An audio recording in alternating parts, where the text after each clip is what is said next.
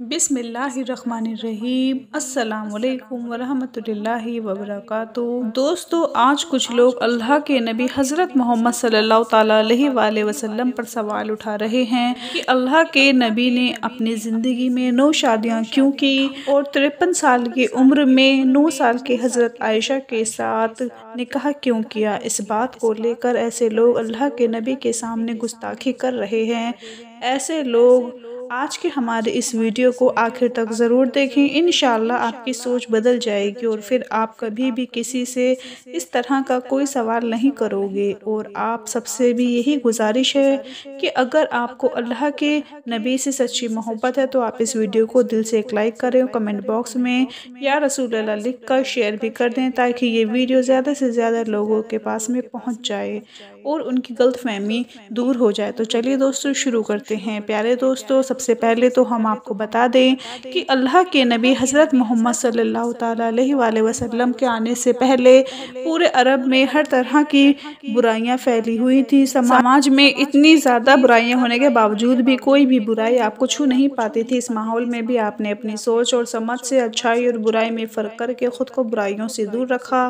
ऐसे माहौल में लोग आपकी सदाकत की कस्में खाते थे, आपको अपने माल और दौलत की हिफाजत का ज़िम्मा सौंप देते थे। अगर किसी के बीच में कोई लड़ाई झगड़ा हो जाता तो आपको फ़ैसले के लिए बुलाया जाता था और आपकी बात पर फ़ैसला हो जाता था। दोस्तों, अल्लाह के नबी हज़रत मोहम्मद सल्लल्लाहु ताला अलैहि वसल्लम ने 25 साल की उम्र में एक ऐसी औरत के साथ में निकाह किया जो आपकी उम्र से 15 साल बड़ी थी और जिनके पहले 2 शौहर हो चुके थे। उसके बाद अल्लाह के नबी सल्लल्लाहु ताला अलैहि वसल्लम ने 50 बरस की उम्र तक आपने कोई भी दूसरी शादी नहीं की, यानी कि आप अपनी इसी बीवी के साथ में रहे जिसका नाम हज़रत खदीजा था। इस दौरान आपने कभी भी दूसरी शादी करने की इच्छा भी जाहिर नहीं की थी। उसके बाद जब हज़रत खदीजा रज़ियल्लाहु ताला अन्हा का इंतकाल हो गया तो उसके बाद में आपने हज़रत सौदा के साथ में निकाह किया जो आपके हम उम्र थी और बेवा औरत थी। हम आपको ये भी बता दें कि अल्लाह के नबी हज़रत मोहम्मद सल्लल्लाहु ताला अलैहि वसल्लम ने अपनी पूरी ज़िंदगी में 9 औरतों के साथ में निकाह किया था। इनमें से 8 निकाह आपने 53 साल की उम्र से 60 साल की उम्र के बीच में किए थे और आपने जितनी भी औरतों के साथ में निकाह किया था इनमें से 8 निकाह आपने 53 साल की उम्र से 60 साल की उम्र के बीच में किए थे। और आपने जितनी भी औरतों के साथ में निकाह किए थे उनमें से सिर्फ हज़रत आयशा को छोड़कर बाकी सब औरतों के पहले 2-2 या 3-3 शौहर हो चुके थे, यानी कि वो सब की सब बेवा या तलाकशुदा थीं। इस बात से ये बात साफ़ हो जाती है कि आपका इतनी शादियाँ करने का मकसद भोग विलास करना बिल्कुल नहीं था और आपका मकसद सिर्फ इतना था कि आप अपने लोगों को ये संदेश दे सकें कि जब आपका नबी बेवा औरतों के साथ में निकाह कर सकता है, उनको सहारा दे सकता है, तो फिर आप क्यों नहीं कर सकते हो। मगर फिर भी कुछ लोग बिना सोचे समझे अल्लाह के नबी हज़रत मोहम्मद सल्लल्लाहु ताला अलैहि वसल्लम पर सवाल उठाते हैं। क्या इस तरह के सवाल एक ऐसे इंसान पर उठाना सही है जिसने अपनी तमाम जवानी के दिन एक ऐसी औरत के साथ में बिता दिए हों जो उम्र में आपसे 15 साल बड़ी थी और जिसके पहले 2 शौहर हो चुके थे। अब आपको बताते हैं कि अल्लाह के नबी सल्लल्लाहु ताला अलैहि वसल्लम ने 53 साल की उम्र में हज़रत आयशा के साथ में निकाह क्यों किया था, इसके पीछे की वजह क्या थी।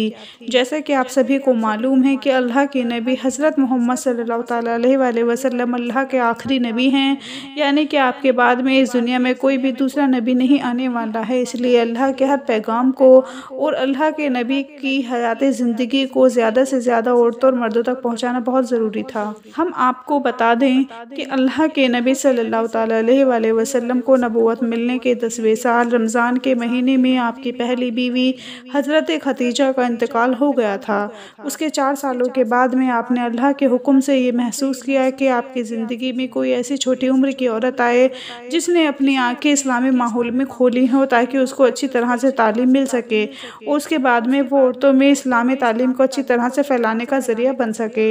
इसी बात को देखते हुए फिर अल्लाह के नबी हज़रत मोहम्मद सल्लल्लाहु ताला अलैहि वसल्लम ने इस काम के लिए हज़रत आयशा को चुना और हिजरत से 3 साल पहले शव्वाल के महीने में यानी कि 620 ईस्वी में हज़रत आयशा के साथ में आपने निकाह किया। उसके 3 साल के बाद में आपकी वालिदा हज़रत उम्मे रुमान ने आपकी विदाई कर दी। उसके बाद जब हज़रत आयशा रज़ियल्लाहु ताला अन्हा आपके घर आई तो हज़रत आयशा ने अपनी कम उम्र में ही पूरी कुरान पाक और हदीस की बातों को ज़ुबानी याद कर लिया था। उसके बाद में वो लोगों तक तक उन बातों को पहुँचाने लगी। हम आपको बता दें कि अल्लाह के नबी सल्लल्लाहु अलैहि वसल्लम ने जो हदीसें बयान की हैं उनकी तादाद 2210 है। हज़रत अबू हुरैरा के बाद में जिसने सबसे ज़्यादा रिवायतें बयान की हैं वो हज़रत आयशा ही हैं।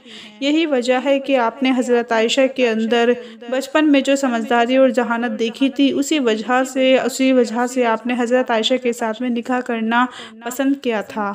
अगर मदीना में रहने वाले सहाबाओं को कभी इस्लाम को लेकर कोई भी बात पूछनी होती तो वो मुसलमानों की माएँ यानी कि अल्लाह के नबी सल्लल्लाहु अलैहि वसल्लम की बीवियों के पास में आड़ लेकर पूछते थे। इस तरह से ये माँ इल्म के ख़जाना थी। उन सब में हज़रत आयशा सबसे ज़्यादा इल्म वाली थी। आपको 5000 से ज़्यादा हदीसें मुँह ज़ुबानी याद थी। उनकी छोटे उम्र के होने की वजह से आपका ज़हनी दिमाग बहुत ज़्यादा तेज़ था और हज़रत आयशा ने अल्लाह के नबी के बाद में एक लंबी ज़िंदगी भी पाई थी, जिसकी वजह से इसका मुसलमानों को बहुत बड़ा फ़ायदा हासिल हुआ। मगर कुछ लोग बोलते हैं कि हज़रत आयशा का जब निकाह हुआ तो उस वक्त में हज़रत आयशा की उम्र 6 साल थी।